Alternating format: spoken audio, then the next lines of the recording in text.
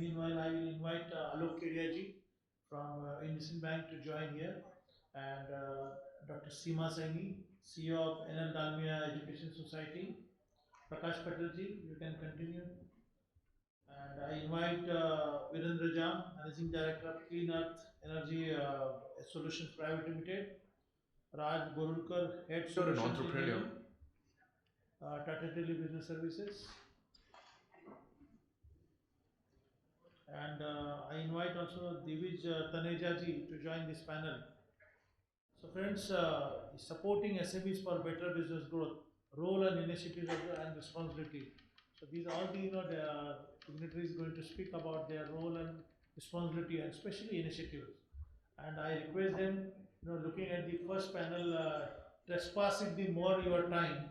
So let us focus on the specific agenda so that we can give a valuation support and information to our members. So I invite our first batsman, Alokji, to share his thoughts. Thank you, Chandrakantji, and good afternoon, everybody. So what I'm actually going to talk about, sorry, Chandrakantji, not what IndusInd Bank is offering. Basically, I would like to talk about some of the new things, let's say, which are happening in the banking and NBFC sector, which are beneficial to the MSME sector, and of course, a lot of things are happening for the benefit of MSME. Banks are doing a lot of things, RBI is doing a lot of things. I would also like to focus or let's say talk about what SMEs and MSMEs can do and should do basically to improve their chances of getting better and faster funding for their ventures. Yeah. Talk about very basic things, not getting into the technical jargons of the banking industry. And it's all coming from my, let's say, over 25 years of experience in the banking industry.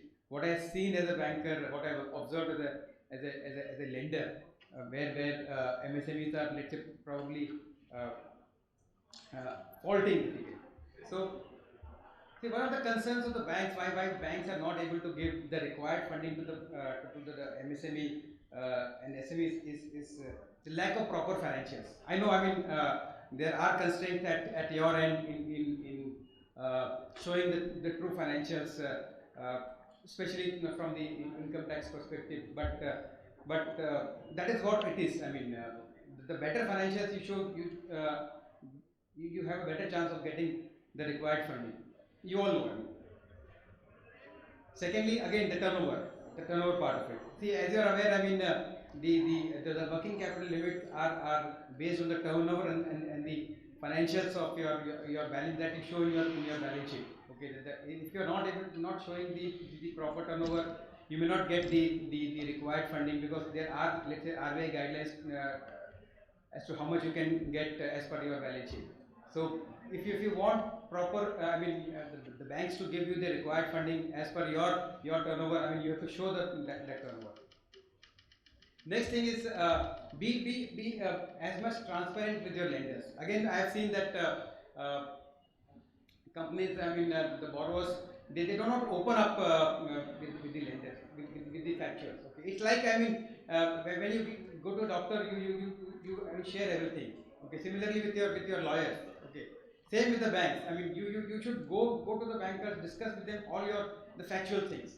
The bankers get the comfort. The more comfort they get, it's not about only balance sheet and the financials, okay, and the business model. It's also about the kind of gut feeling that the bankers get when they discuss with you.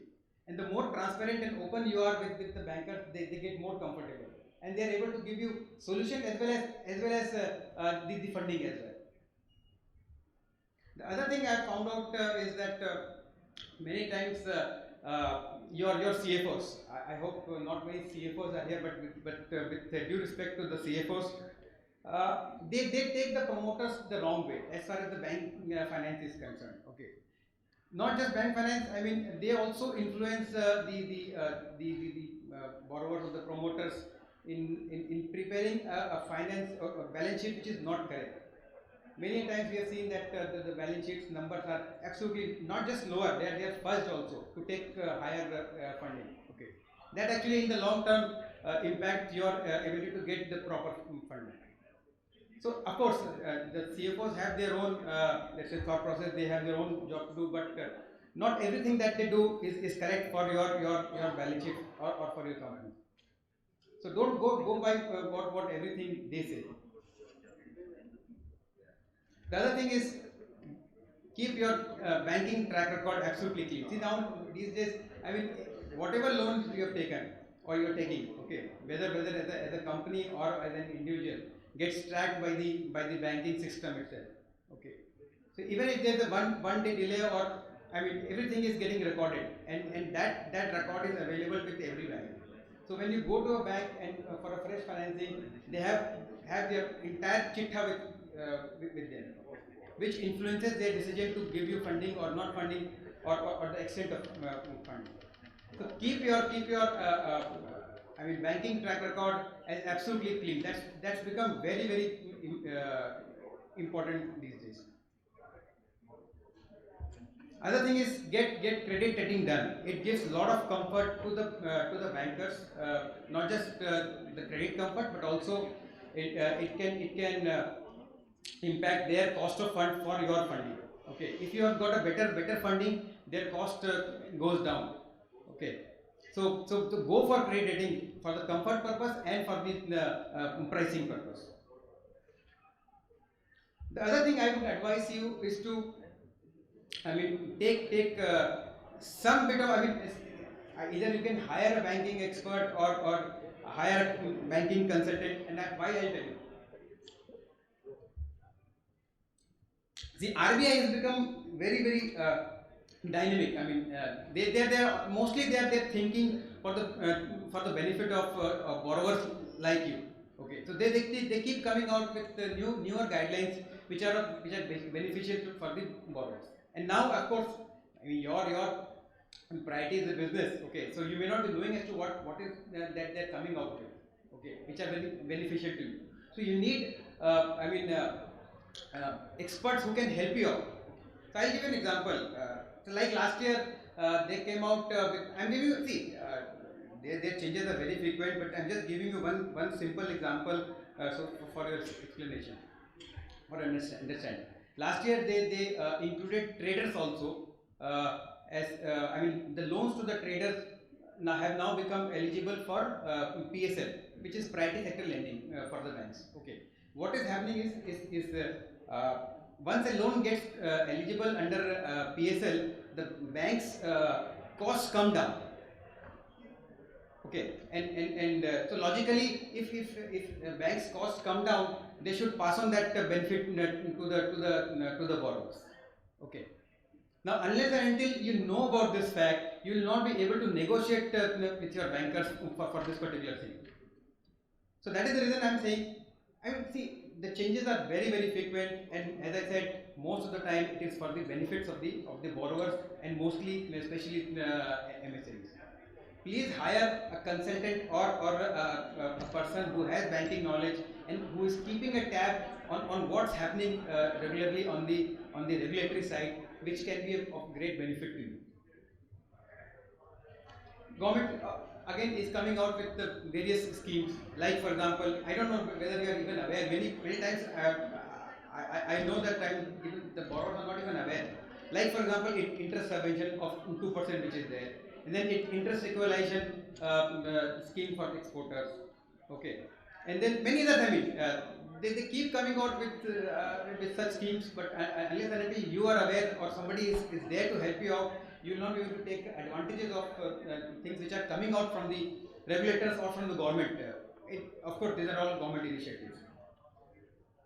Next is again, unless until you have a person who is knowing how the banking system works.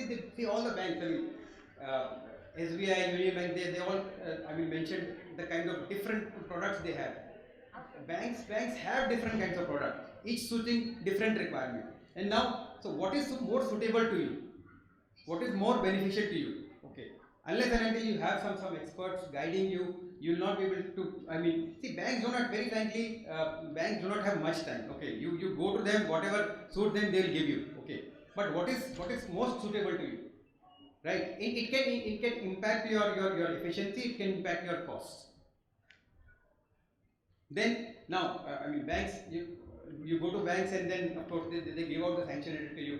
Now, what are the terms and conditions which are there? I mean, what is the security which they have asked for? Again, if you are not knowing as to how banking system works, okay, what is the thought process of the banking system, you may end up actually not getting the best deal. I've seen customers have offered, let's say, they've taken, let's say, 10 crore rupees, they've given security of 30 crore rupees. Now, typically, I mean, 3x basically, right? It is not required. Most of the time, I mean, no bank will ask for a 3x security. So I'm just giving an example. There are many things which are there in the terms and conditions of the sanction letter that you get, which are not beneficial to you. And if you are just knowing the banking nuances, you would have got a much better deal from the banks. So similarly, there are many other things also. Within the limited time, I'm not getting into the further details, but there are many things you can do to get better deals from the bank. Yeah. And one more thing I just like to just state again. See, many times I've seen that the promoters are very flashy. Okay. In fact, some people believe that if they show their flashy side to the banker will get more impressed and probably they'll give more loans than what is required, or they'll go ahead and giving the thing. So please don't be flashy. I mean, bankers. I mean, I can tell you, most of the bankers are conservative. Okay, they don't like, I mean, flashy promoters. They like conservative promoters in their thought process and in their appearances and how and the kind of lifestyle they lead. This also impacts bankers' decision. Yeah. So I'll just get into some of the things. I mean, newer things which are happening in the banking industry. Some of my earlier panelists have already spoken about some of these. Trades, as Madam also mentioned, trades is, becoming very popular. I don't know how many people know about the trade, so I'll just give you a very simple thing. See, if you are supplying to a large corporate, okay, trades is a basically receivable exchange, receivable discounting exchange, which has been promoted by the RBI. They have given out licenses to 3-4 private companies. And if you are supplying to a large corporates, you can approach one of these exchanges, okay, to work out a deal for you. Okay, they will of course in turn talk to your buyer, and they may work out a deal for you. Typically, it helps you get, I mean, very faster funding without much of documentation and at very cheap rates without collateral. Fintech companies, I mean, a lot of fintech companies have come up, a lot of MESs have come up, I mean, dedicated for MSMEs, MSME funding, MSME and SME funding. You can approach them also. I mean, they come out with very newer products.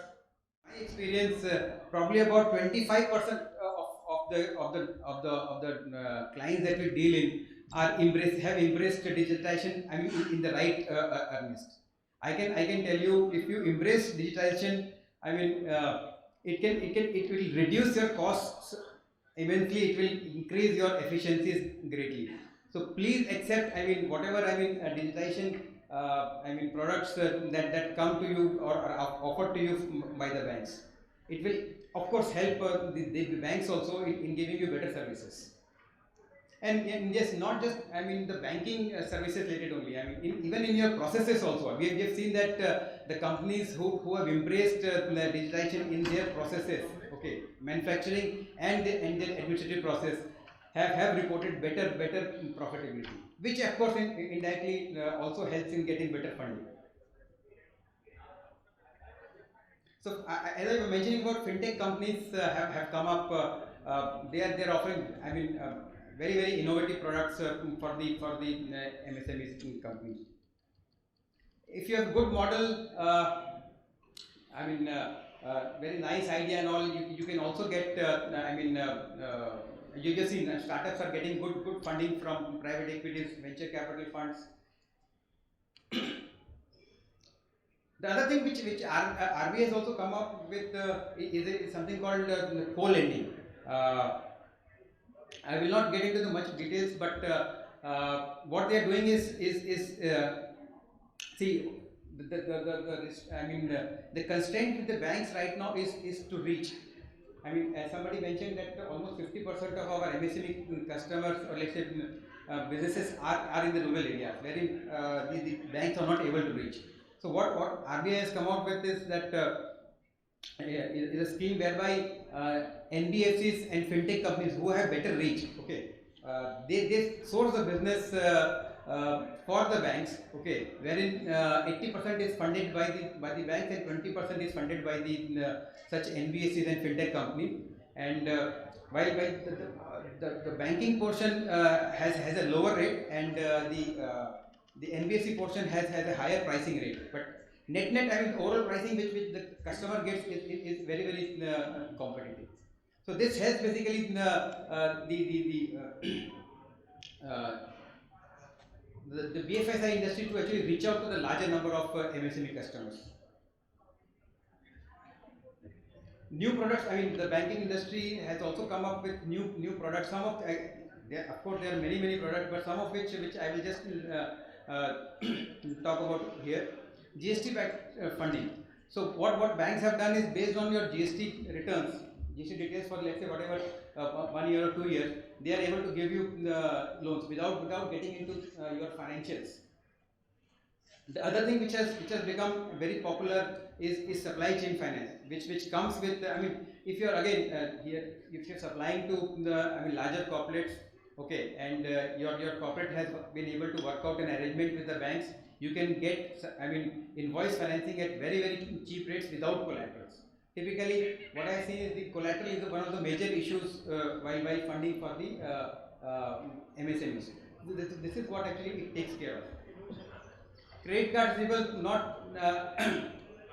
applicable to many of the MSMEs, but again, I mean, if you have credit card receivables, I mean, your sales are happening through credit card, then you can get funding against your credit card receivables as well. Banks have also actually become very aggressive in giving you small limits basis your current account transaction. Suppose you don't, you are a first time borrower, okay, and you don't have a borrowing history. What they do, and of course, since as I said, balance sheet is a problem for the MSMEs. So based on your current account transactions, they go to your current account history for last couple of years, and basis which they come out with small limits. Again, without looking into the balance sheet comfort.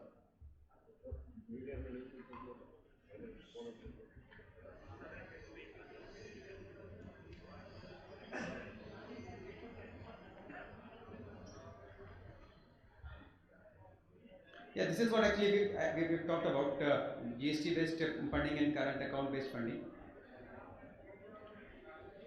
So what banks are also doing is they are tying up with the fintechs. Now fintechs actually have a huge database. I mean, since they are doing a lot of processing, they have huge database about the MSMEs. So what they have done is they have tied up with these fintechs. They get the data. So because of the data, they are able to actually come out with some products for these MSMEs. End-to-end digitalization. So what banks are doing now is they are digitizing their entire loan journey process, right from sourcing till disbursement. Okay, everything happens on a paperless basis. I mean, including your loan documentation, including your signature, including the disbursement, everything is happening on a digitized platform. Basically, it is helping MSMEs to get faster funding without much of hassle. Co-lending we have talked about. So these are some of the schemes, government initiatives which are helping, our MSMEs. I talked about them briefly. Interest subvention scheme. I talked about interest equalization scheme for exporters, and partially loans which are partially guaranteed by government under CGT MSME. And then of course, the guaranteed emergency credit line for the COVID impacted MSMEs. So this is all I wanted to talk about as far as MSME funding is concerned, how we can get easier funding for the MSMEs. Thank you so much. Thank you, sir. That was truly enlightening. And now, ladies and gentlemen, let's move ahead with the session. Well, we all know that even banks feel that SMEs are the hot destination for building business. And one of those opportunities to know that I would like to invite Professor Dr. Seema Saini, CEO NL Dalmia Educational Society. And the topic that she is going to speak on is entrepreneurial leadership qualities and strategies to survive in competitive area, which is the need of the hour. Can I please have you here, ma'am? Thank you. Very good afternoon, all the members present here, esteemed members on the dais, and of course, Founder President Mr. Chandrakant Salunke. We live in an era of the VUCA world, of risk and instability. Globalization, new technologies, greater transparencies have all combined to upend the business environment and give many CEOs a deep sense of unease. And this is where I would like to bring in the topic about entrepreneurial leadership.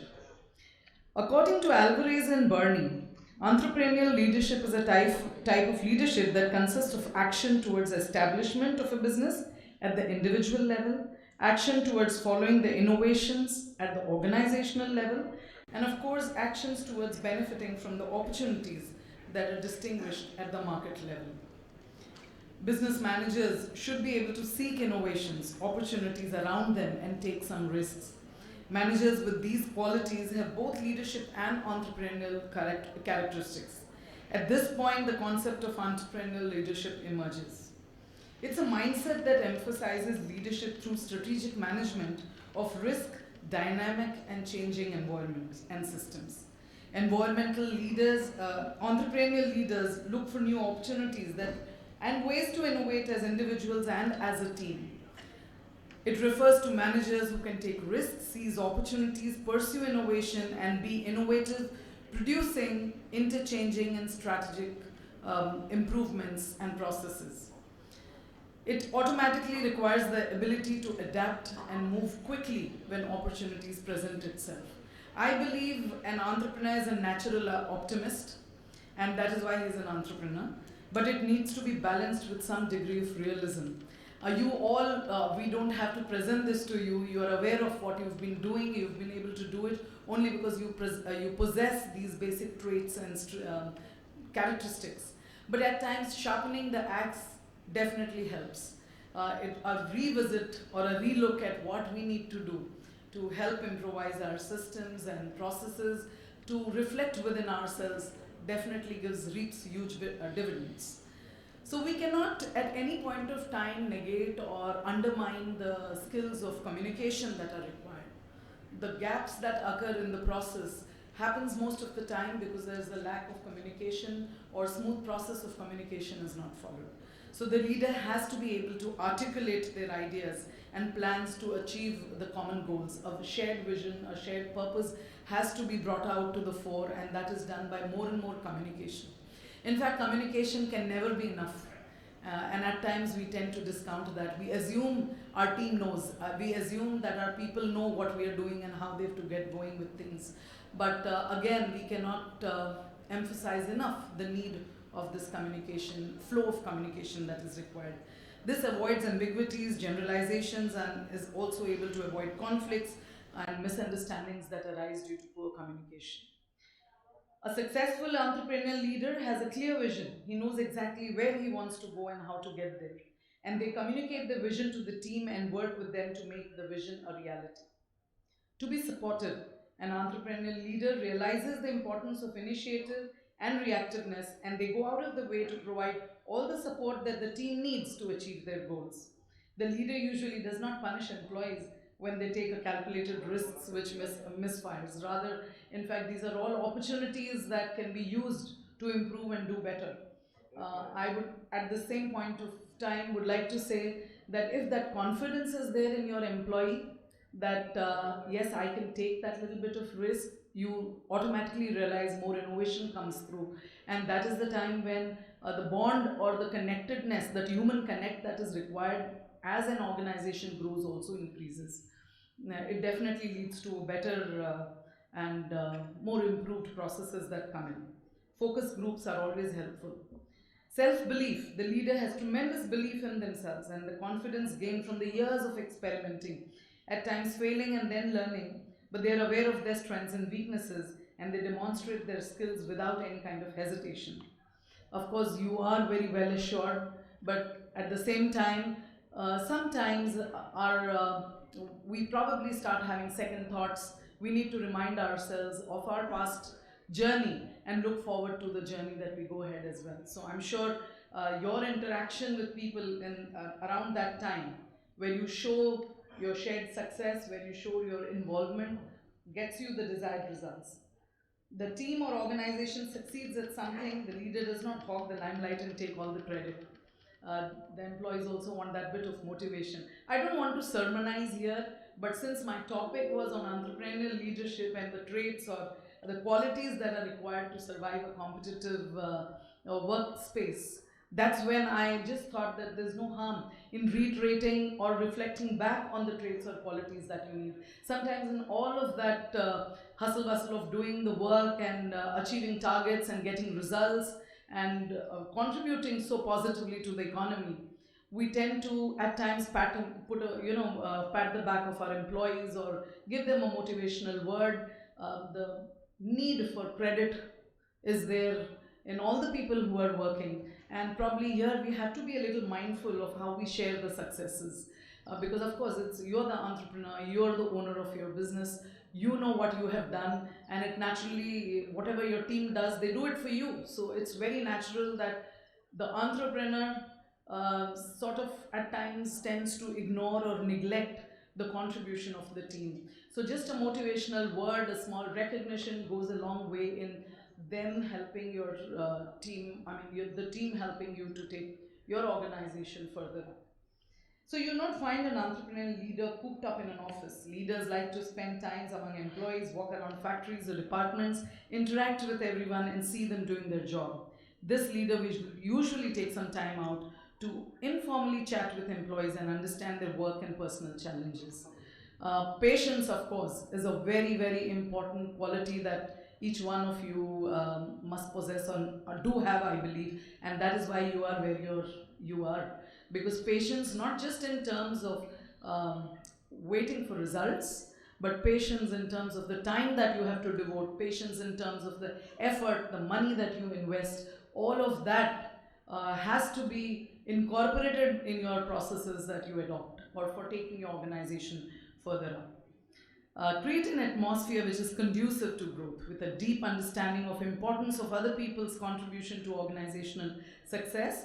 The entrepreneurial leader creates an atmosphere that encourages everybody's ideas to grow and thrive, and they actively seek out other people's opinions, encourage them to come up with solutions to problems that they might face. The entrepreneurial leader also provides positive feedback when employees come forward with an opinion. And honesty, of course, is a very important quality of an exceptional leader. Entrepreneurial leaders who are honest are able to quickly win the trust of their employees. And people respect leaders to come across as honest and are more likely to accept a positive or negative feedback and are also going to work harder. Integrity, of course, cannot be undermined in any business. We know profit is the motive, and that is why we are in business. Despite having at times social obligations towards the society and towards the opportunities that the society or the country gives. But integrity in your workflow amongst your team with your people sets the right example, and then each member of your team also follows that principle to give the best to the organization. Perseverance, be persistent and keep doing what you've been doing. When the going gets tough, as they say, the tough get going, but the entrepreneurial leader is the one who actually perseveres. Two entrepreneurs simply don't quit, they just keep going till they find what they are looking for. So there are many moments that would come when one feels like giving up maybe, or at times, just take it a bit slow and keep watching, keep looking, but Be persistent, don't stop. A beautiful slogan that I had read some time back, that if you can't run, you walk. If you can't walk, you at least move. You crawl, but do not stop. And being that unstoppable person that you are is a very important trait that an entrepreneur can have to help his business grow and go strides ahead, in fact. The leader not only invests significantly in learning and updating their knowledge, but they also create a learning environment in the organization, encouraging others to improve their knowledge, widen their experience, and take multiple challenges. They encourage employees to think outside the box and come up with creative solutions to the problems. So, as you can see on the slide here, it's important to be a team player, to have a vision, to innovate, to have the problem solving ability, and to be able to provide solutions to situations that arise amongst your team members. Being persistent, taking risks, adapting to changes, knowing the consumer needs. It's very important to keep our ears open. It's very important to listen not just to what the social media says or but each and every stakeholder, your customers, what is the market saying. It's so important to be listening all the time to what is happening around you, because that's when you end up taking proactive decisions. That's when your decision making is more precise, and probably you are on the path to bringing in cutting edge processes, systems, and giving what is required not just to the business but to the economy as well. And decisiveness is extremely important, of course. Strategies that can be taken to promote India MSME globally. I would say um, Mr. Chandrakant Salunke is doing a wonderful job by bringing in these forums with quick succession. It does help in developing clusters. It does help in a lot of access to credit that is possible. We heard the bankers speak, and it opened up our minds to so many things that could be possible, what we can look at. Technological development, which Tata talked about, of course, that adds another cutting edge to the business. It expands exponentially, your business gets expanded. Government schemes that are there, to be aware of what is there, and MSME plays a huge role in giving that information to all members. Adopting corporate governance practices. When we are growing, at times we tend to, that's my experience as well, we tend to, a lot of slips happen, a lot of gaps come in, because we're so busy doing that we do not emphasize enough on the documentation or on the proper filing, and compliances may be there, but also to present evidences of the compliances are extremely important. So along the way, the corporate governance aspect plays a very important role, and we should not ignore, neglect that, or probably keep it. Everybody knows corporate governance is important, but are we really paying attention to that? Because that helps, and it goes a long way in you reaching greater heights and expanding your business. Development of human and natural resources. Human capital is extremely important in any business, in any work that happens. And again, how do we develop this human capital? What kind of training do we continually provide to our people in our organization at whatever level? How do we identify the needs that are required? And if the right type of training can be done, it really goes a long way. And that's where I would like to say that as an educational society, I come from NL Dalmia Institute of Management Studies and Research. We do look at integrating the gap between industry and academia. In what way can we provide, say, any management development programs or consultancy services to the organizations, to small and small and medium-sized enterprises, or even micro enterprises? Why not? We have our student research base, the student group that comes forward and does market research and also provides reports and understanding on how the business, identifying issues that are there, providing consultancy. We have a very enriched team of faculty members, IIT, IIMs, and from US, educated from US. So the kind of expanse of knowledge that they have and the exposure that they have, they're industry experts who joined the institution. Lot of consultancy is also possible in the areas that you all are looking for, and definitely the management development programs. Our institute did take measures in doing research for Maharashtra Police, for doing research for INS Hamla in their long logistic management course. So these are just kind of indications that the gap between industry and academia can be bridged very smoothly. Theory and research happens at the institute, but yes, practical work happens in your organizations. And how can we bridge this gap? There's a lot that can be done, and I welcome you all to our institute, and I'd surely like to invite some of your esteemed speakers to our campus to speak to our students, because that's how a synergy is built, and that's how both of us can grow, and that definitely contributes positively to the economy. So I'm sure there's a lot that we can go on talking about. We just did a paper presentation, international conference. It was an international paper presentation on rethinking business strategies to drive innovation and business values. And it was a huge success. We had around 85 research papers submitted, and speakers even from ICA. You can see the chairman of ICA was there, and the director of the National and Small Industries Corporation Limited, Mr. P. Uday Kumar, was there. There was an international speaker, a professor from a university, and it was very, very enriching for our students.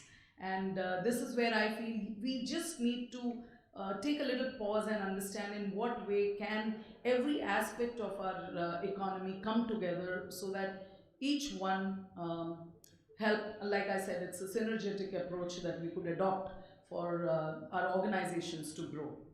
So it is easier to ride the horse in the direction the horse is going, like they say. So your greatest and most powerful business survival strategy is going to be the speed at which you handle the speed of change. The speed of change is the trend that you set, and you have that ability to create that trend. Thank you so much, and all the best for your businesses. Thank you, ma'am. Thank you for your valuable words. And now, ladies and gentlemen, finally, let's move ahead. And I would request you all to please have a look at the AV from MITC. Can I please request my team to play the AV, please?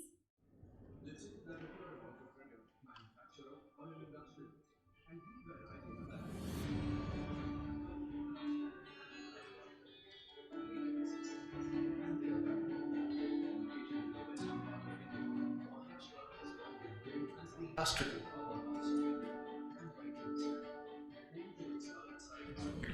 its smooth connectivity over road, rail and air, and a coastline that extends up to 720 kilometers. Maharashtra is a natural first choice of the investors by the finest infrastructure and a conducive business environment deliver more than what's expected.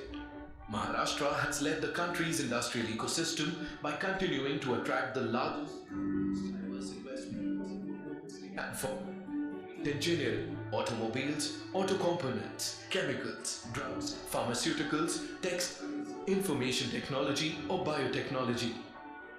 You name a sector, conventional or emerging, and the state would have proven itself to be a production and export giant in that sector. Besides its friendly industrial policy and the package scheme of incentives,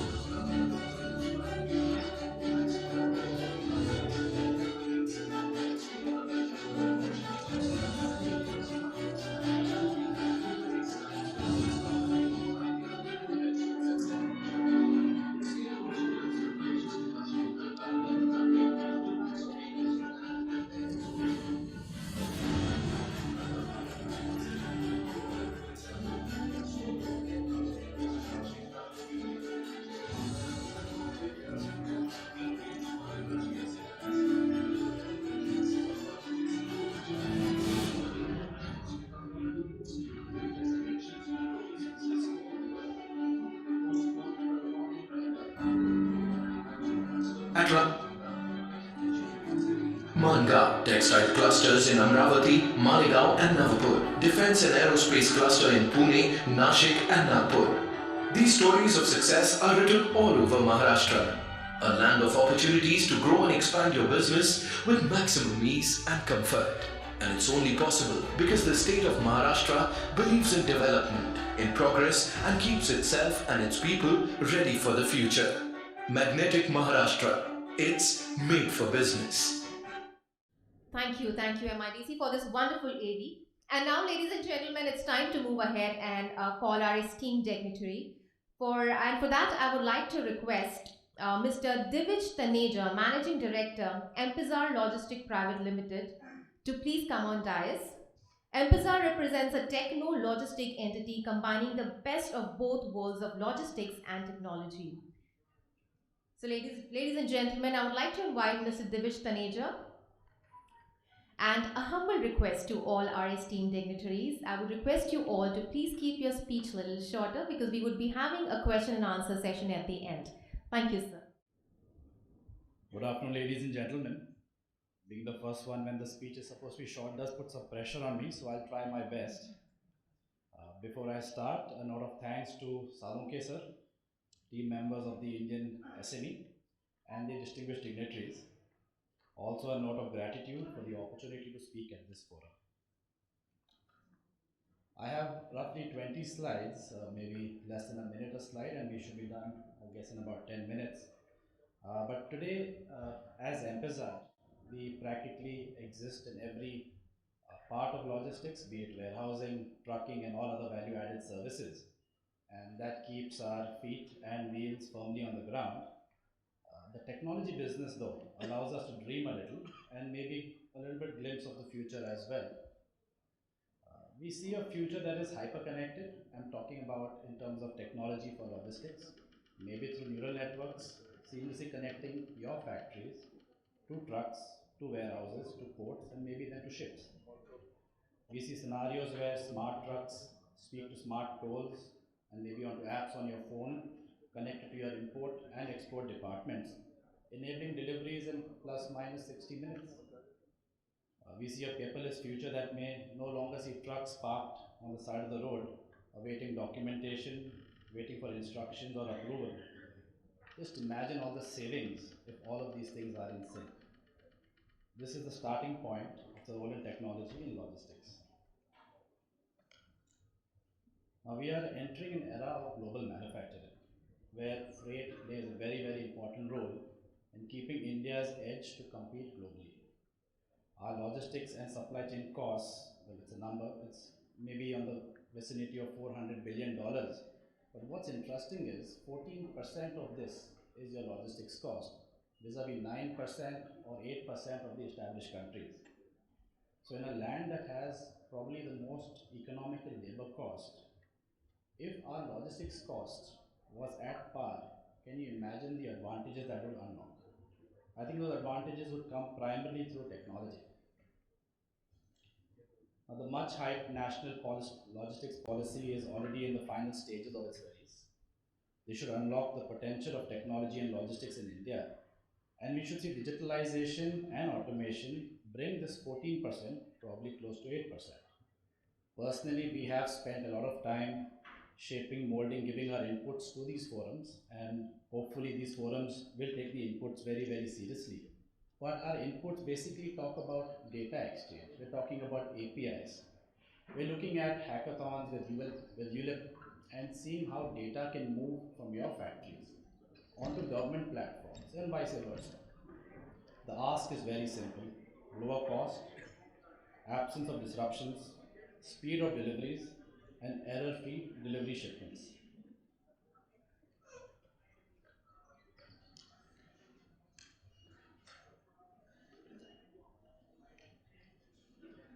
Today, with the pandemic, the industry is reeling under a shortage of containers.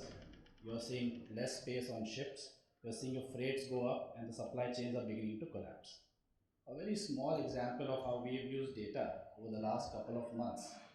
I don't know how many of you have been to an empty yard, but basically it's a barren piece of land that has containers in it. We've started using data mining to predict which container will come in when, understand the repair, and ensure the correct container goes to the correct exporter. This sees turnaround times go from 200 days to 14 days. Now imagine if this is done at a national site policy. So with this prediction coming into play, we are also able to reposition our trucks and see trucks do 4 trips a day, which usually would do 1 trip in 2 days. So with this, the basic entity today is efficiency. We see fill factors, we see turnaround times, turnaround, and add, excuse me, to ensure smooth cargo flow. I'm trying to go as fast as possible.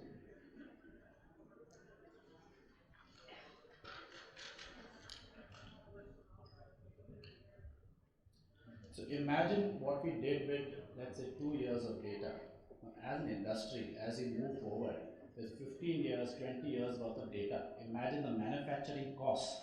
I think it's magic waiting to happen.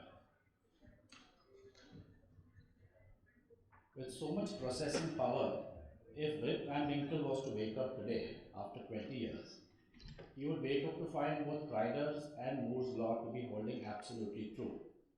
This basically means that the CPU speed will double every year, and your processing power will double every year, and your storage will double every 13 months.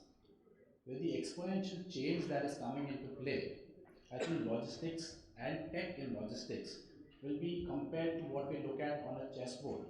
If I was to put 1 grain of rice on the first chessboard piece and double it every time I would move, by the time I have completed 64 moves, it will be 1 followed by 18 zeros. So I think if he was to go to sleep and wake up again, this time what he would see in 20 years would be primarily more or less in 20 months. Now there's a lot of buzzwords and everybody uses them, but I think logistics is now beginning to consume those buzzwords. And who would have thought that we can see a truck at Gujarat move across the way, across state boundaries with pharma, giving life-saving drugs, reaching exactly when we said it would reach. This era is closer than we think, and it's happening almost on a regular basis. I'll conclude by leaving you with one thought. We belong to a country where, when it was needed, we dared to move an entire mountain from the Himalayas to Sri Lanka in a single night. Yes, I'm referring to the Ramayana time story. All I'm saying this time is let's do it by consuming tech like none other. Thank you. Thank you, sir. Thank you so much. That was truly enlightening.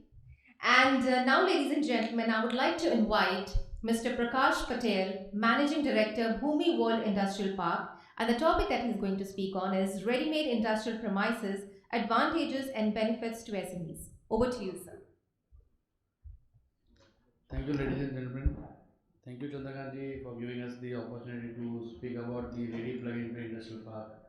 And you have been mentor for all SMEs throughout the India and took care of them to grow them. So basically, I want to talk in industrial park. There are 4 things. One is time, second is cost, third is ecosystem, and fourth is hurdle to start any manufacturing unit. So first is like when you want to start any unit, like the primarily you go to MIDC, take land, start your construction, take the construction permission, then you after the factory gets ready, you go and take the permission for to start the factory. It requires 3 to 4 years. By the time that product does get vanished, and this time from last 5 to 7 years, the product life cycle of each and every product is very less. Where you have to start manufacturing now, you have to compete with the market, take your profit in next 2 years, and go to the next product. There are a lot of products which are very much have shorter time, and also the cost effective things. When you go generally, the cost of the unit or cost of the unit is in like in Bombay is very much high. It is from 10,000 square feet to 50,000 rupees a square feet. The the total investment of any manufacturing unit is 50% of the total investment is going on the investment part of the land and building. Rest 50% is investing in 30% in the technology, machinery, and 20% in the working capital.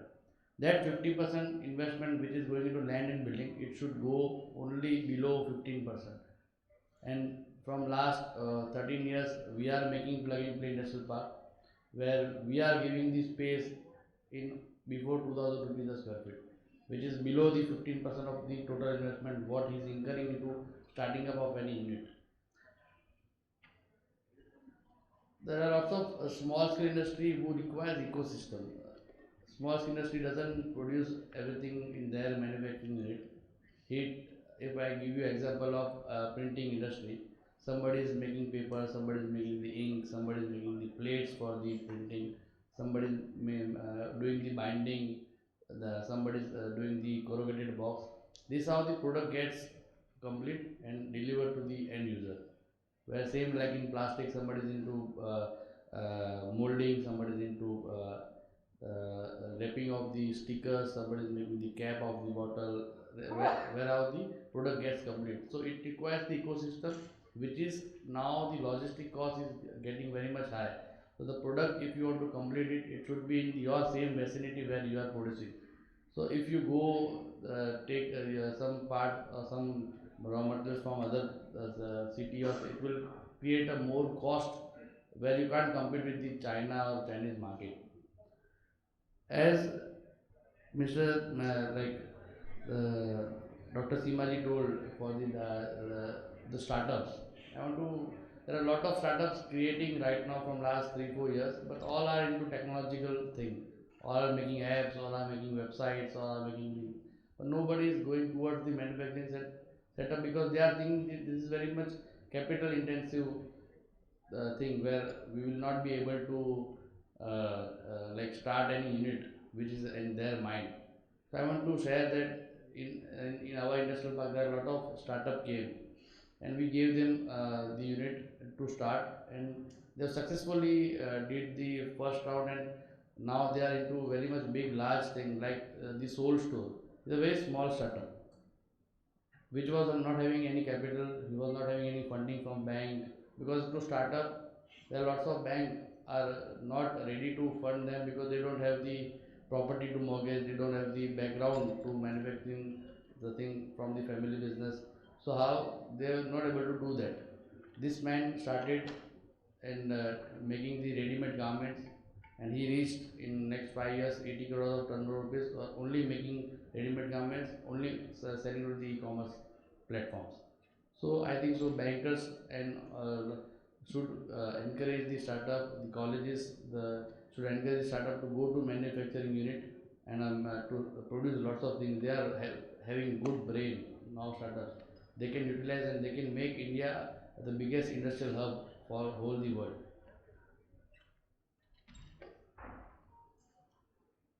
So basically, I give you my background. I'm also a manufacturing person. I made manufacturing of a glass wash basin previously. I was struggling to expand my industrial unit. Then now I went to B1D, start my unit. Then acquired the land, constructed it. When that factory get over finished, my product wash basin vanished, and again ceramic wash basin came. So this is how the experience. I thought there are lots of people like me who require plug and play unit, which is very much in requirement, and it will create a good help to them. So I started making ready plug and play unit to suit them. Uh, so we have started in 2009. Started with first 10 units, 20 units, 30 units. We have created till now 1600 units from printing, plastic, engineering, ready-made garment, food, pharma, gold jewelry, furniture, furnishing, automobile, almost all the category of product we have given the space to start the unit. From Nika, Zomato, from 555 bonus playing card, and we have given the space to the foreign customers also. We have 350 factories who are MSME, small scale industrial unit. They want to come, they came to India, but the large scale industry gets the red carpet from the government. But the small scale industry, they don't have access to go to the government and ask for the unit or land or something. Then this how 350 units from 18 countries came up, and They all are running their factories in our industrial park. And this is the story of plug and play. We have Chandrakantji last 3 years praising to government that India should have plug and play industrial. Two, if you want to grow, if you want to achieve 5 trillion economy, if you want to compete with the market like China, we will require a plug-in permit to grow this. And this how Chandrakantji pushed lots of things to government. We went lots of time to Delhi and praised the government. And now in last budget, we have heard about the that Piyush Goyalji gave the announcement of plug-in play industrial park in every state, and every state will be compulsory making the plug-in play industrial park, which create the ecosystem in India to compete with all over the world for the manufacturing things. Thank you very much. Thank you so much, sir. And now, ladies and gentlemen, I would like to invite Mr. Virendra Jam, Managing Director, Clean Earth Energy Solutions India Private Limited. And the topic that he's going to speak on is challenges and opportunities of energy efficiency. Can I please have you here, sir? Thank you. Thanks, Salunke sir, for giving me an opportunity for speaking in this forum. Once again, the theme of the seminar contains the 3 points: technology, finance, and investment. If they are put together and they are really working towards a common goal, like creating a clean, green planet which is more livable and not suffocating in the greed of producing more than requirement. We all wish this, but somehow we see that this is not so. Sometimes somebody has to lead. In certain points, we see the technology is leading. It generates a different kind of an organization, a different kind of an ecosystem, and then you get a different results. A company like Google is formed, a company like iPhone is formed. At the same time, it's not I'm saying that they only should be flourishing. What I'm trying to say is if they are taking the lead, such kind of the organizations develop, and others to become a pillars to them. Like finance and investment are becoming pillars to them. It can be a case that finance and investment is at the lead and technology at the back. That can be another model. Amazon kind of the company also developed. But what we see a difference there, we see a difference. Technology is doing something nicer, ever expanding, as you see in these two companies. But if these kind of the people come on the top and the technology is at the back, what you see is a self-centered kind of an organization which depends on the balance sheet at the bottom, what is the profit, and they are making all the time one aspect only, productivity, go larger, become this, but where is the happiness in that organization? We don't see that, and we don't even see that they are doing something towards the clean and green planet evolving or creating. At the same time, if technology comes in the hands of, say, politicians, I mean, what you see today is a warfare. He has personal ambition, it's going on. So technology can play a different role in whose hands it is, it develops like this. Fine, today, if we concentrate today on the technology, what we see, where the technology is taking us, immediate feeling comes is, yes, electrical vehicles are taking a new avatar and automobile industry is after that. It will change, for sure, the world, it will change, a better world will emerge. At the same time, very silently, a different kind of revolution is taking place in the process industry, where boiler free, fossil free, process industry, it is no more an imagination, this is really happening. And we can see that this will create a kind of a place where the fossil free fuel is being utilized and boiler free word is there. Why boiler free? I will talk in the subsequent slides. And then we are going towards a kind of a economy or a process industry which will minimize the energy consumption and which will minimize the utilization of the energy, and we will have a world which can be more livable, which can be more cleaner, and move on from there. Let's study some more points. which direction we should go, we have to go to. Let's look at. We daily read the newspapers wherein the crude prices are going up, and who's consuming the highest amount of crude is considered a more developing country. Yes, at this point of time, US is the high, then China, then India, and we take pride. Yes, fine, India is at the third position, but really speaking, are we really there? If we see this table, which is a perfect example from a right source, there is no data which is just put in there, the data is from a right sources. You can see the total energy consumption in US is around 30,000 billion kilowatts hour, in China 45,000, and India 10,500, and their GDPs are in the first column. Now, if we see the energy intensity, meaning for that GDP, how much energy you are utilizing, we stand the most luxurious at 3,621 trillion added kilowatts, billion kilowatts are per trillion we are using. This is not should be the condition of a country, a poor country like us. We are that kind of a status we are in. And today, if we think ahead, the way all the new industries getting developed, we will reach to approximately this kind of a scenario in 10, 12 kind of years, when we will have 77% more energy consumption compared to other two countries will grow by 1% or 14% in the energy consumption. For sure, this can be taken as a negative thing, but the positive thing from here which comes to mind is, if so much of the development of the energy is going to take place and we are going to consume so much energy, can we be more efficient? If we are more efficient, how we will cross this barrier of, at this point of time, around 1667 or 3125, at least with the kind of the arbitrage of the labor with us. If we just cross China from 3125 to 2500 kind of a situation, where we would be with this kind of the more energy when it comes to us, a lot of power will come to us, and we really have to focus on this. And for focusing on this, all technology, investment and finance should work together with technology as the lead. The examples are coming into the slides, and few facts before we go further.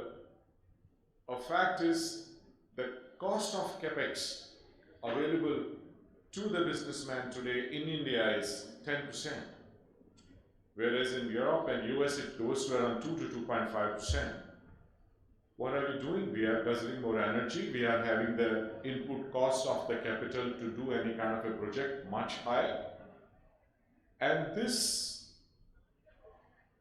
charging by the financial institutions should make them fat, but daily what we see in the newspaper, they are loaded by NPAs. So why this phenomenon? Why this is happening? We are charging such a kind of a fee, and then they are getting loaded by NPAs because they are sucking from the industry which is not required. Maybe a better model should develop wherein the technology, finance and investment should be sitting together and evaluating that what this technology can get a benefit of. I have been also started as an entrepreneur. I was subjected to various banks. I went to various financial institutions. I never saw a technological cell along with them. It was always chartered accountants, finance guy, who were looking at my balance sheet and deciding some point, this is maybe overestimated, this is less estimated, but what is driving that, the technology which is driving that was not there at all. Just not there at all. But that's not the right way from the investment side. They are giving a panwala, a great entrepreneur, a great anybody, just based on his collateral exercise, just based on certain financial figures in front of him. He's not even coming and saying, oh, this would be good for my country. He never says that. And why so? Why they don't look at the qualifications behind them? They don't do it. I mean, this is what has to be done by all of us together. It cannot be one-way street, which is adopted by them, and that's what is making industry sick as well. Before we conclude, let's go a little deeper into this. In any process industry, I take few examples of textile, pulp, paper, cement, iron ore, caustic soda, refineries, etc. These are the plants we see all around India, and everywhere the cost of energy is around 25 to 35% of the production cost.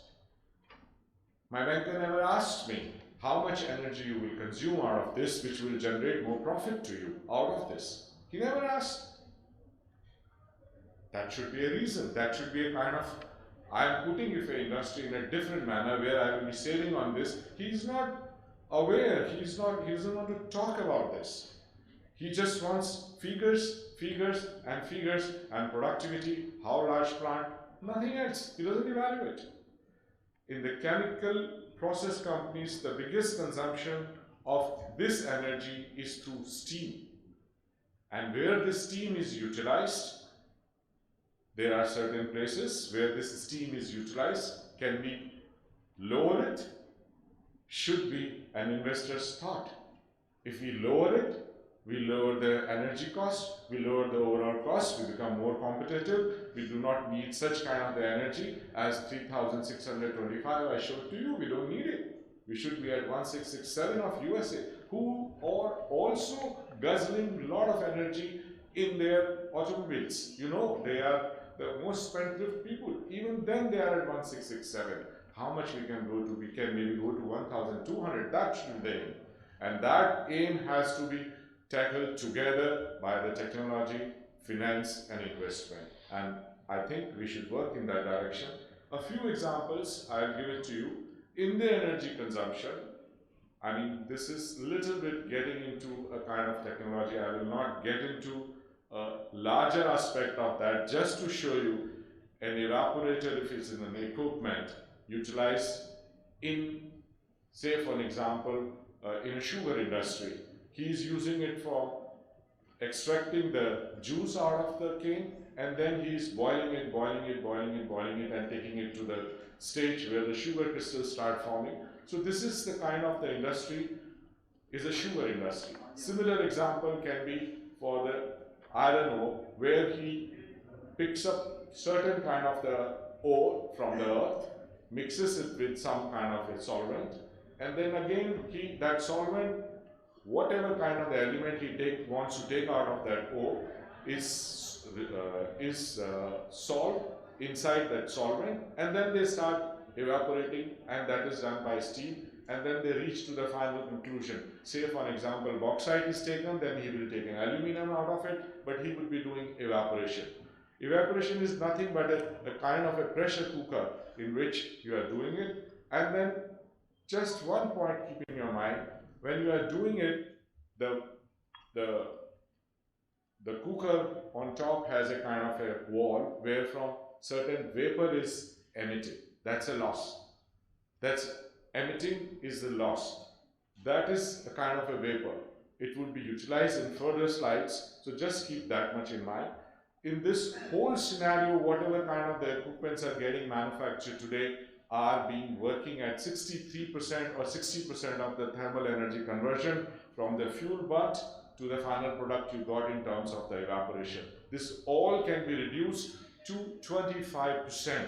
We are totally working towards reducing the energy consumption by steam reduction, and then finally the total energy consumption, so that we can stand in a very competitive manner. So evaporator is one example where already this kind of the equipment happen, but there are very few adoptables in the market at this point of time.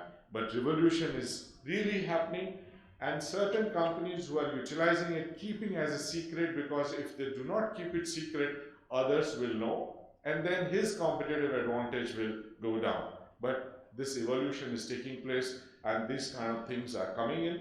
Technological things are happening in India too. This will happen for sure. Then after the evaporation, when you have formed the, say the sugar crystals or alumina has come out, now you have to dry. Again the steam consumption. again the large steam consumption there to heat the air and then dry that substance. So here also the energy consumption is going down by 50% of the total. If I start counting this in various processes, next is distillation in the case of the crude refinery, where the distillation process also consumes a lot of energy. This all is being reduced. I talked about the first, second, third. This way, if we keep on going, what we are trying to say is a lot of potential exists, equipment exists, adoption is missing, the adoption and the knowledge is missing, and maybe such kind of the things can take a more step ahead only if they are financed properly, because these are the new things coming to India or coming to the world as such, and the adaptability can happen only if the real examples of finance and investment take place behind this technological evolution. Now, if we take this, the cooker was giving some kind of the vapor out. That vapor, if by chance compressed back and put as a steam back to the system, whatever was being wasted would be coming back. And this innovation has already taken place. Still, this is India. No one is manufacturing at this point of time in India, but this is the product which is replacing completely the boiler.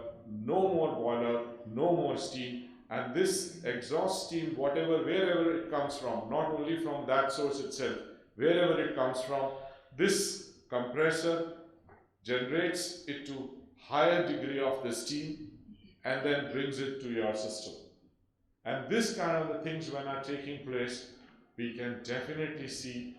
If we are sitting in front of a banker, he is asking us the past records. How can somebody can give a past records of such kind of the technical innovation?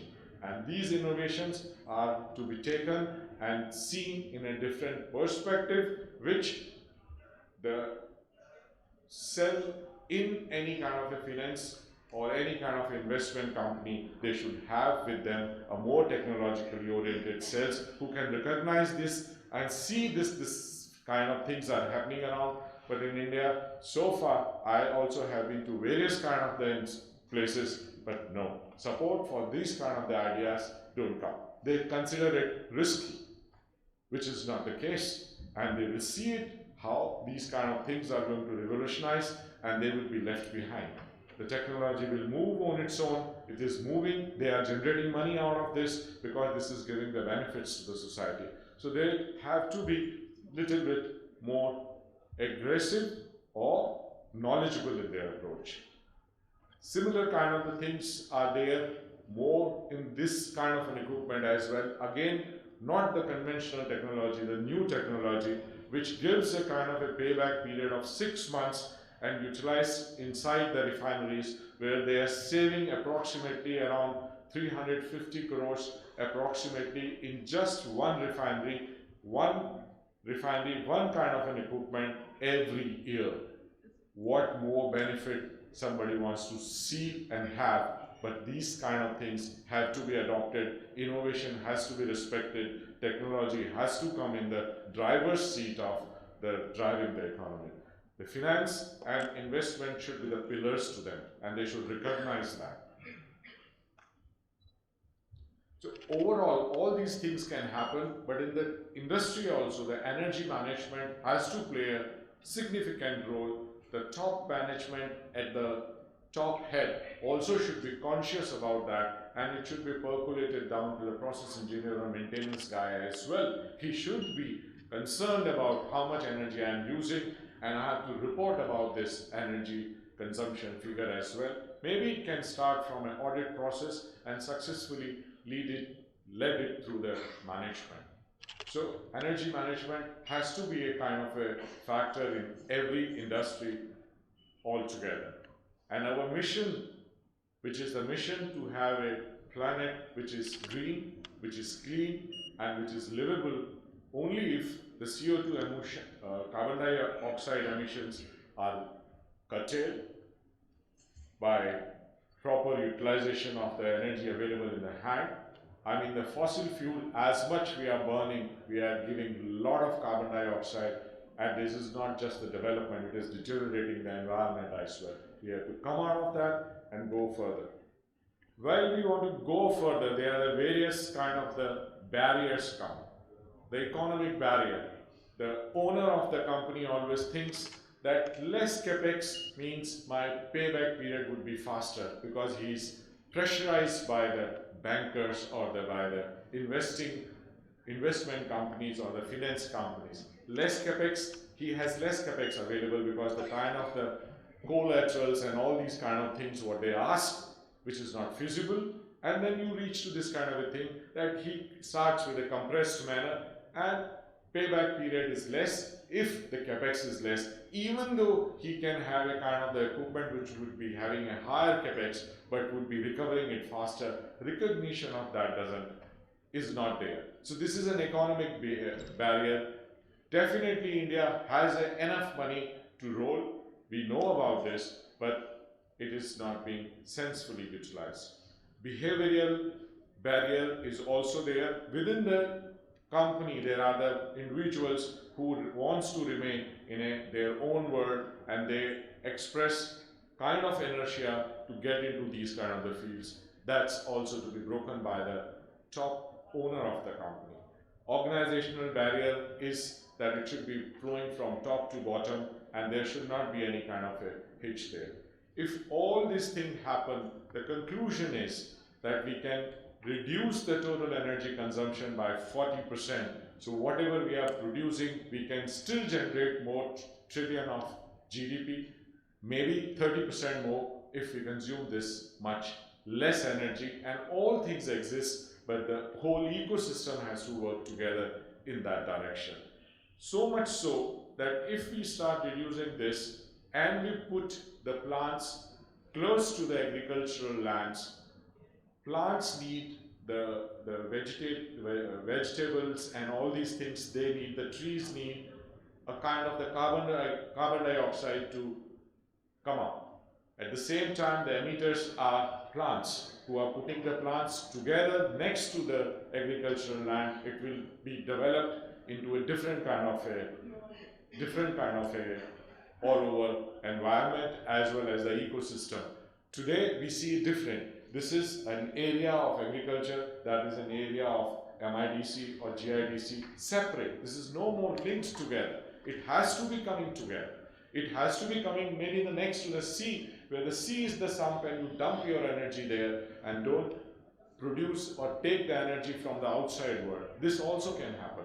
All together, a different kind of a world can develop, and this is happening in Europe. In Europe, you cannot have, in most of the countries like Germany, etc., that you are concentrated with industry at one place and the agriculture is different. The village, they are making the industry move to the village next to the agriculture, and they are much higher than that. They are much more cleaner than us. And what we have done out of India, a small example in front of you. This picture of India shows wherever there is a black spot, wherever there is a red spot, we are having the water available. The water table is at the bottom, 30 meters bottom. We have done this. And with this kind of a mechanism, can we really become 5 trillion economy? It's tough. It's really tough. And for that, the technology, finance and investment have to think in a different manner.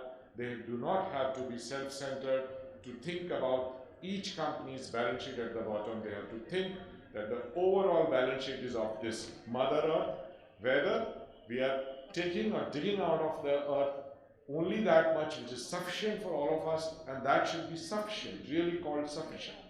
We should not dig more. Why the consumption in one country of food intake is more and the other countries, other places this is happening? All political will has to come together and not fight at the way we are seeing the wars taking place. We have to be really using the technology for the humanity in a nice manner. It can be done, and I'm sure if investors and finance guys have with them the technological cell along with a different kind of the world will emerge. Thank you so much. So taking forward your thoughts, you said that capex cost is 2.5 in European countries and 10% in India. What is your suggestions for a particular the stakeholders in this matter? If they really come down to a kind of place where we have a percentage of around 4 to 5%, and at the same time, the energy costs which we are paying to the energy companies is increased, that should go more up. Otherwise, the power companies would not have gone down. They have gone down. That is why the most of the NPAs are in front of us. And if that goes up, I'm sure we will be more cautious about utilizing of the energy, and we will catch the ideas of this kind. And the 4% finance, if the NPAs are not there, bankers will also have much better result for their financial institutes. They will no more be, so it has to be a balance between the energy cost and the percentage of this. Okay. To keep the tempo of your thought, how about the energy cost for 25% to 30% you mentioned in your slide?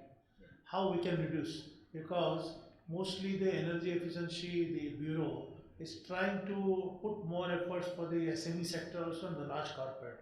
Why you have not given suggestions to them? What is your suggestion through us we can provide to the stakeholders? Sir, if you have seen the Shark Tank program, I just go to that Shark Tank program. There were nice people were sitting, well-educated people were sitting, and maybe you have seen that place wherein one guy came from a village. He was saying something that how you cultivate something. Nobody gave him any kind of incentive or a finance to him. Just nothing. What they were looking at, the model, what you are doing, Mr. I forgot the guy's name. He came from Maharashtra only, and he was very well with whatever he was developing for tractors. He said, and he presented the question these guys were asking were all related to how much is your sale, how much is your percentage, how much is that. But guy, he is having the kind of the opportunity in front of you. He is having a kind of a tractor with every finance guy should go behind him and say that it should reach to the farmers, which is one third the cost of the tractors others are selling. Nobody is ready to adopt. He was there on the TV, and he went empty-handed. So, sir, what was the question? How we can connect or suggest to Mr. Abhay Bakre, the Director General of Bureau of Energy Efficiency. Yeah. So these are the things. If we present some kind of the ideas, so they should be able to come back in a different way.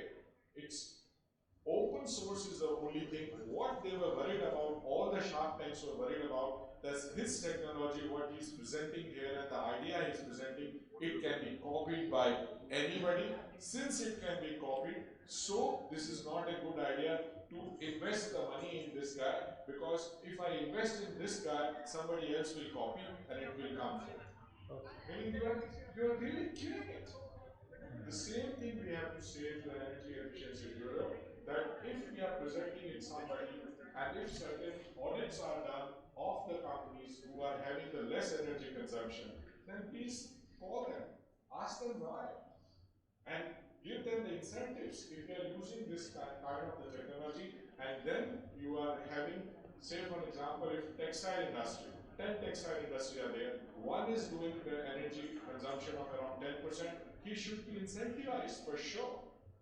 And then the others will also come behind. This is overall reduction of the whole India's crude consumption.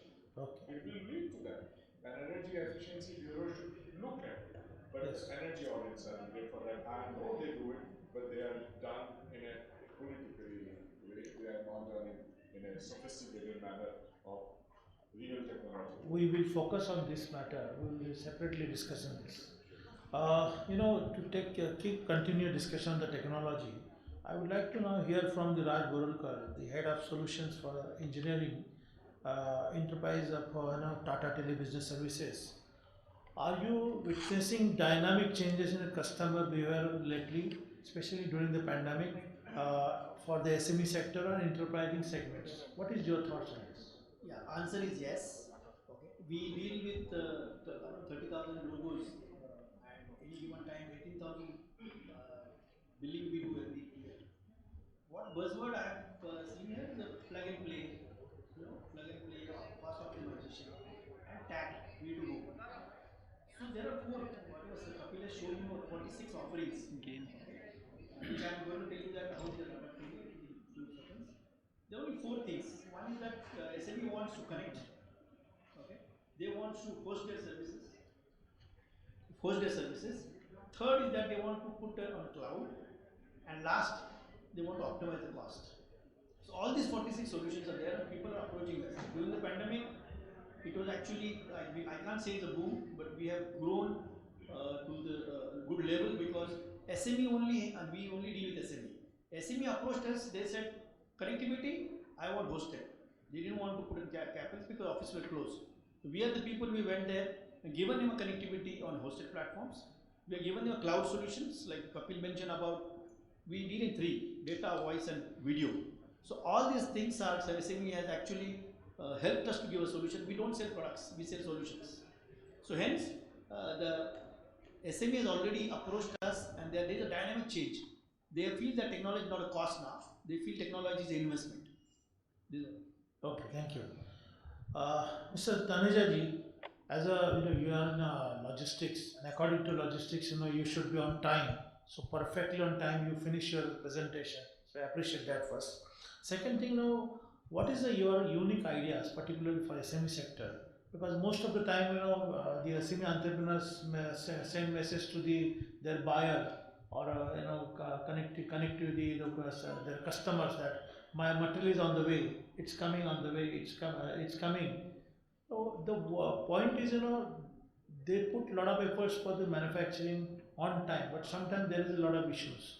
So in that, related to this matter, how you are focusing particularly to provide efficiency in SME sector to delivery for logistics services, and what transformation you have made especially for SME sector?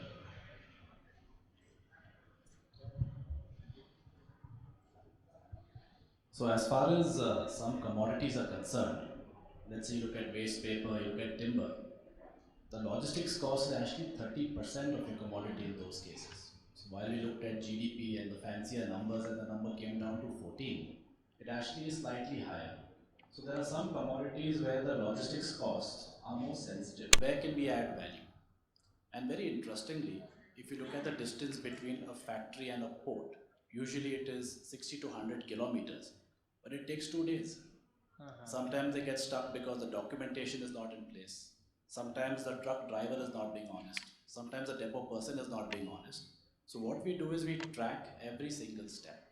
We have data trends, we create rating indexes, and then we can predict what will happen when. And when you are looking with prediction, then data takes a whole different shape for you. So that's the main thing that I think we can look at in terms of value. And as far as the sector is concerned, any money saved is money earned. So today, as the costs keep going up, suppose you miss your ship, the next ship may be $500 more expensive for you. So it doesn't directly translate into a linear cost, it may have an exponential cost. So we're able to predict costs by looking at data and then use it for trucking after that. Okay, thank you. Very interesting subject to be related to banking sector. Alok ji, we try for particularly export promotion. Our Ajit Bhai Shah is putting a lot of efforts to take advantage of the trade finance. The trade finance, which is difficult for the SME sector.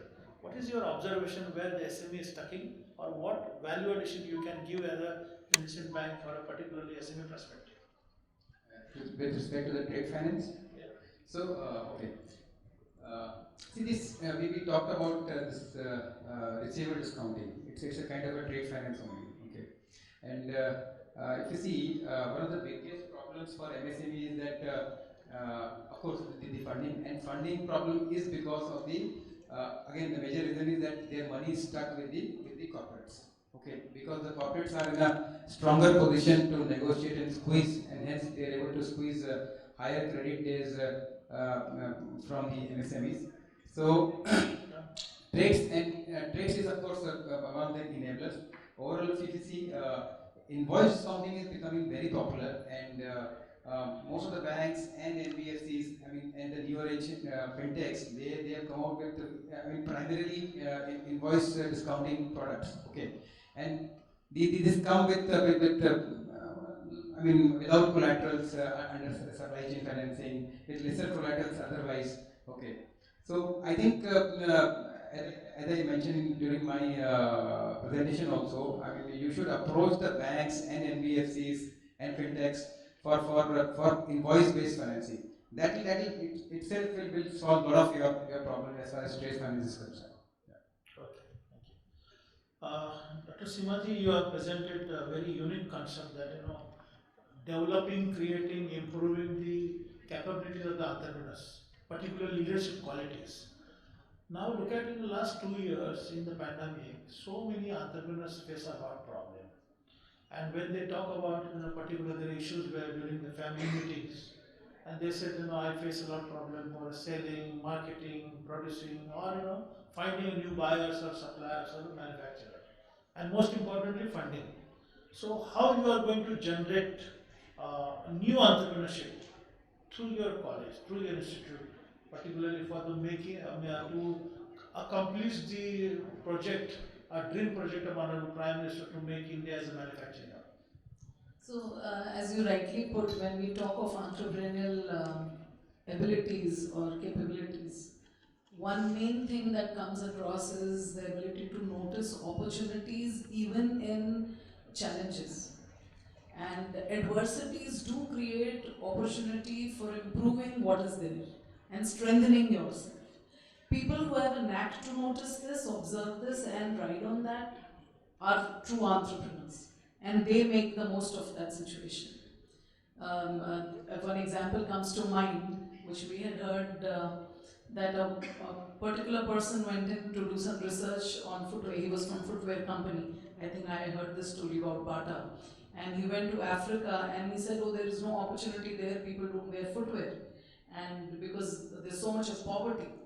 But the other person who was with him said, that is the potential. If you are able to provide footwear to that place where people don't have footwear, maybe because of poverty or whatever reason, there can always be a way to do that. But look at the potential the market provides. So pandemic occurred, ups and downs were there. For probably a month or two, people were just trying to take a grip of the situation. But technology proved a huge boon, and every aspect of life adopted technology.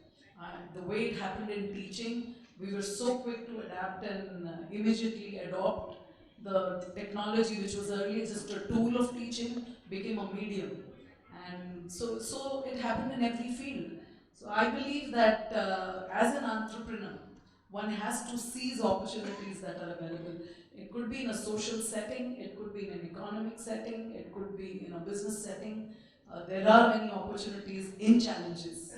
And your question on what could we do as a country to improve this or enhance this is, I think, be vigilant, be alert, be agile, be flexible, be immediately adapt to the situation, and integrate with other disciplines as well.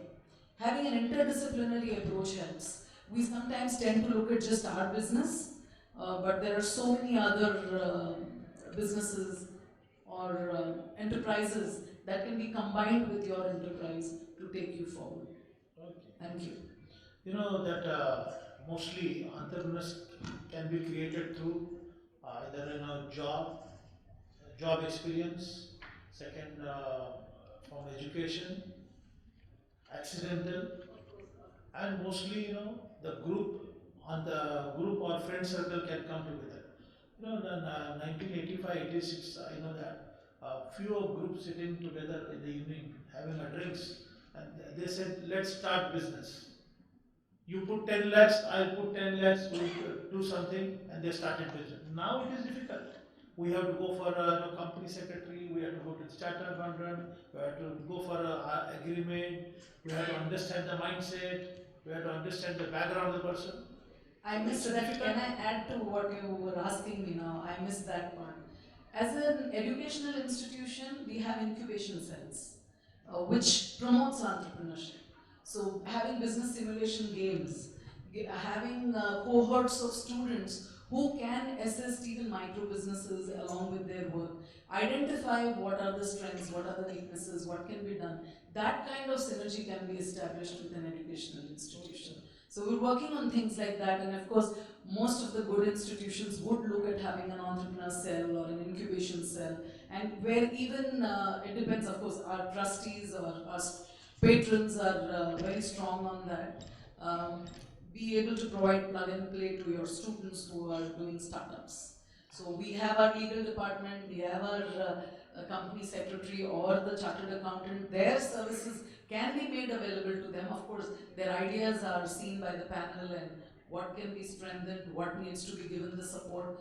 And that initial hand-holding does help our student community, helps develop entrepreneurs as well. So like we say, you don't create jobs.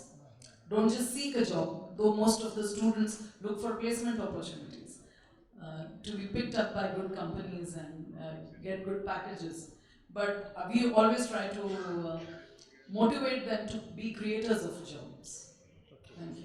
So usually when we see that any entrepreneur is looking for transform the business, sustainability, and to face the challenges. So next to you, this Prakash Patel is there. Prakash Patel was in a glass business, and he thought spending a lot of time for constructing and developing any factory. Instead of let us provide me a ready-made industrial premises. How you facing challenges during pandemic? So, pandemic was not challenges, it was opportunity. So there was a time where in starting there was a scarcity of masks. India was buying masks from China. So we had 40, 50 units ready, plug and play, where we have invited lots of people and gave them the space free of cost that you make the mask here and provide to all India, so we not to have the imports from China or other countries. After 3 months, they have not consumed the Indian market consumption. They have produced more than Indian consumption market, and they sell their product to the like not only the mask, kit, whatever the requirement was there, and it went to export. This why this happened, because we had the ready plug and play unit. If we were not having the ready plug and play unit, you might be going to, we were not able to start any factory of mass or maybe at the time of COVID. That was the situation, and we got lots of e-commerce platform like Nika, Zomato, the vegetable big basket. These people have started the business in the COVID situation where they wanted to supply the vegetables, the grocery and everything to the doorstep.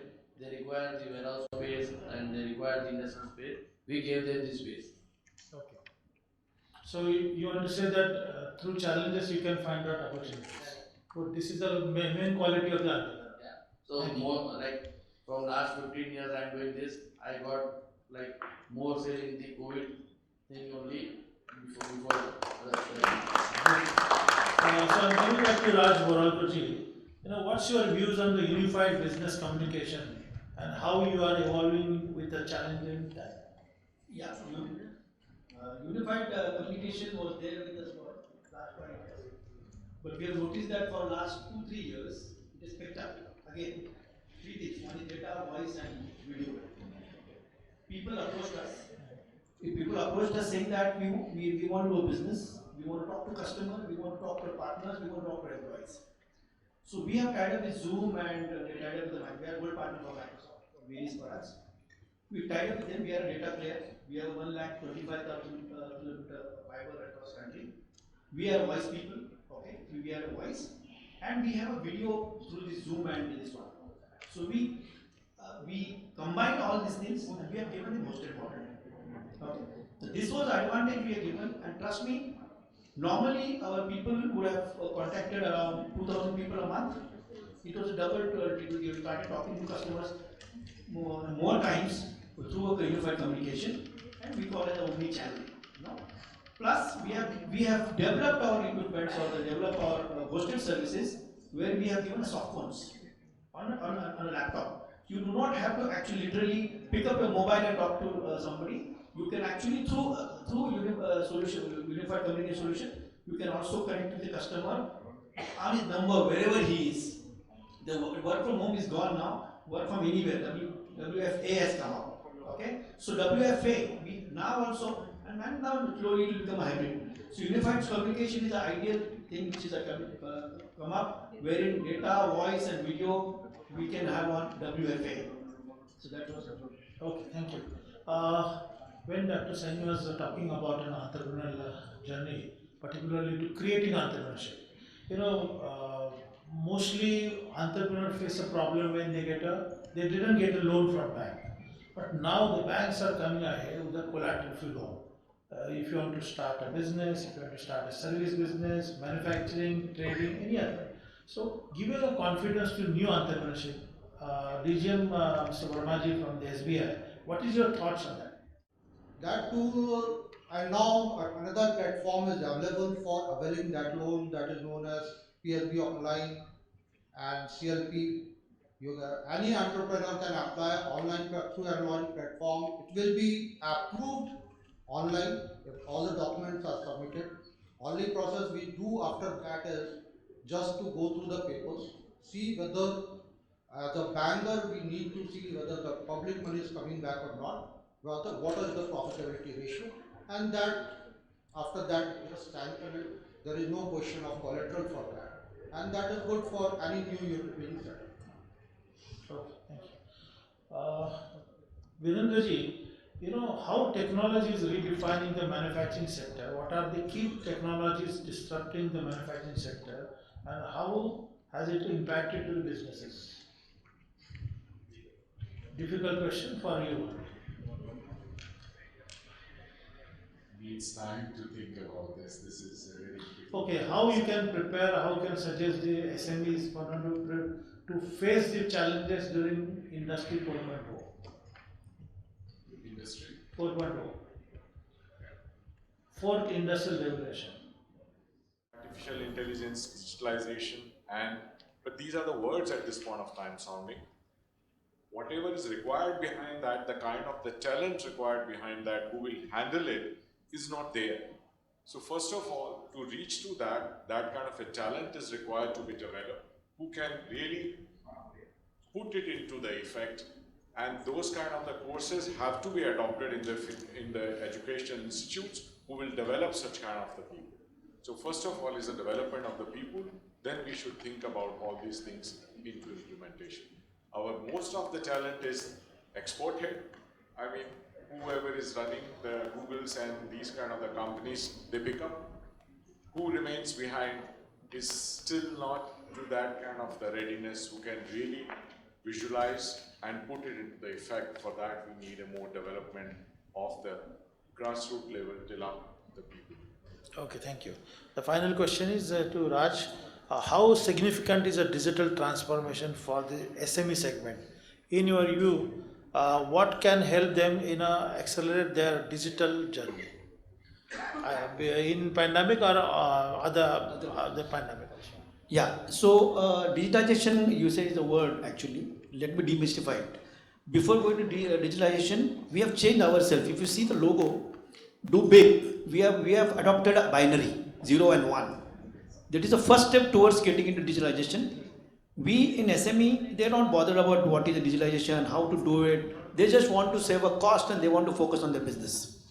Okay, we created a business continuity enterprise solutions because we have seen a lot of disasters. Okay, I'll take 1 minute on this one. Disaster, normally what we have here, we have a source, that is your server, and we have access, that is employees. Whether it's a 9/11 or any disaster, people used to have a DR and DCs, data center, DRs and near DR and all that, where they used to change the source. But in this pandemic, source and access were distributed. Okay, that is, they were at home, they were anywhere, whatever, now anywhere. Okay, what we have first taught in business continuity enterprise solution, again, we are player in data, voice and video. We say let's go to customer through unified communication, talk to them, and we have given a solution wherein their servers were lying in their office, but they can't open their office. We have took entire thing and to the hosted platform, and we have given them access on data. A, B is that so they don't have to use their server; they can access server from anywhere. We call it a remote VPN. SBI is one of the customer, or Dalmia is one of the customer, wherein we have given these solutions. Education, we have done a good job in digitization. I'll give you example within 1 second. So second is voice. Nobody thought, because traditionally people used to buy PRI, ILL and all that, the telephone and PBX. We have picked up that, we have diverted all the calls to hosted platform. Anybody can call on the hosted platform and that office can be connected. So you do not have to have physically PBXs. And SmartFlow is the ideal solution, what we said. Again, all our 46 offerings are not products, they are solutions. OPEX models, they are not CAPEX model. You don't have to spend a single. Video, unified communication, we tied up with the Zoom, Microsoft. That was one of the media for us to give data and voice together. In education, what we did, we can replicate there in call center. Delhi, 250 colleges. Okay, nobody knew that time which college is the best. A, they have to go and visit. B, they have to talk, rely on the people who can give them a solution or give them information. We have deployed this SmartFlow solution. Okay, SmartFlow is again a solution which on voice. Anybody can call on one number.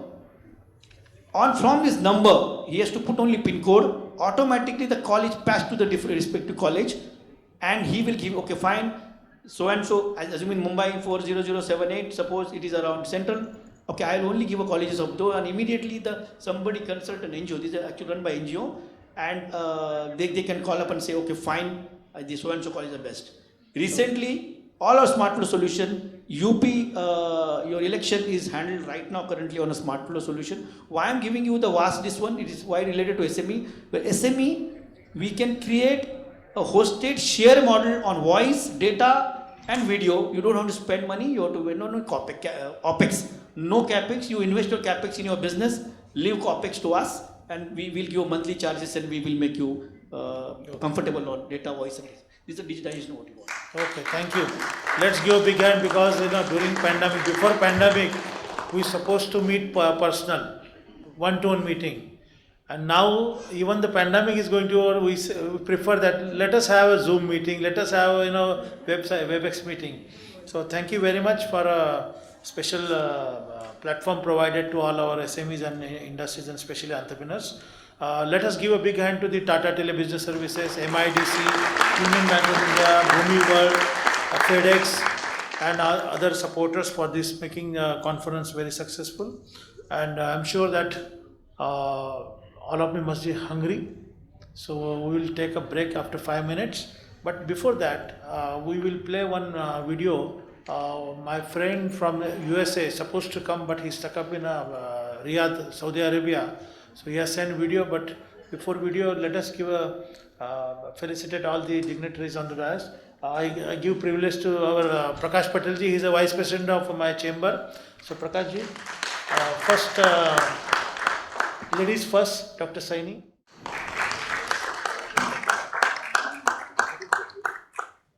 Always banker is important, so Alok ji.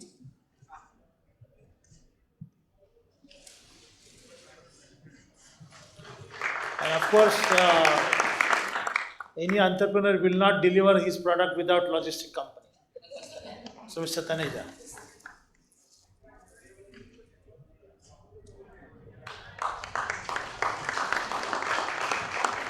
And I'm sure that without efficiency, energy will not be enhanced. So you have to increase the energy of Mr. Virendra to create the model for a government for particularly transform the system. And of course, you will not use mobile or telecommunication without Tata.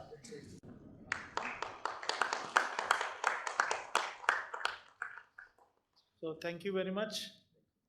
So you can play a video of Mr. Joe Lebas. He is a chairman of India-US SME Business Council. Good afternoon. My name is Joe Lebas, and I'm the chairman of the India-US SME Business Council. I'm also the Managing Director and founder of Concord Group Holdings, a distributed commercial real estate developer in the Southeast United States. Before that, I first came to India 22 years ago and have enjoyed great success working alongside people of India, and Indian Americans in the United States, building many successful software companies. To say that India is part of my heart is an understatement. I'm very sorry I can't be with you there today in Mumbai, but I hope to meet each of you in the coming weeks and months, as my travels to India are frequent, as this critical role of the Council is truly overlapping between the US and India at multiple junctures. The role of the India-US SME Council has been providing support and assistance to Indian SMEs, manufacturing industries, exporters, importers, services sectors, investors, startups, and other allied industrial and business sectors to explore emerging business opportunities. In short, we provide marketing, distribution, joint venture, channelized finance for the one express goal: to stimulate bilateral trade between US SMEs and Indian SMEs. As all of you in this room are Indian SMEs, perhaps you've thought about, how could I expand my business in the United States, the largest and most stable market in the world? Where do I start? Likewise, you have counterparts in the United States as we speak right now that are thinking, how do I find new trade partners? How do I evaluate my current trade partners in light of current geopolitical events, none more drastic than what has happened in the last week? Many of those trade partners might exist in China that are no longer feasible on price, quality, and certainly political prisms. They don't know where to start. So into this void, we try to play a critical and strategic role in bringing these two sides together. As an Indian SME, these are many different ways. Marketing, just sheer setup of a venture in the United States, the tax ramifications, the immigration ramifications of moving to the US, finding a suitable partner in the US, in your sector, whether it be manufacturing, technology, pharmaceuticals, packaging, what have you. We first would create that linkage. There's also a great deal of advantage from government partnerships. Just as the government of India is looking for stimulation, economic stimulation from outside parties, the government of the United States is looking at it the same way. And those are not just federal, but state and local municipalities are looking for Indian SMEs to come in and stimulate their economies. So tax incentives exist there at the local and state level. And we seek, as a business council, to help sponsor you in those endeavors. Coming back to immigration, perhaps everyone in this room has heard various different stories about visas and how to acquire one to go to the US. We play a very impartial yet strategic role to help guide you along those roles, or along that path, to ensure that you can enter the US legally for you and your family. Not only to set up a successful business, but also to ensure that your family can receive the world-class education that is available in the United States. So all of these different avenues we can bring to bear and help you. I'm, again, sorry that I cannot be there live to engage in robust conversation along these lines, but Sri Chandrakant and his team can definitely facilitate an introduction in live Zoom format or other to continue. I truly hope that we do meet, and I thank you again for your support of the SME Chamber of India there, and I look forward for us to meet again in the near future. Thank you, and God bless.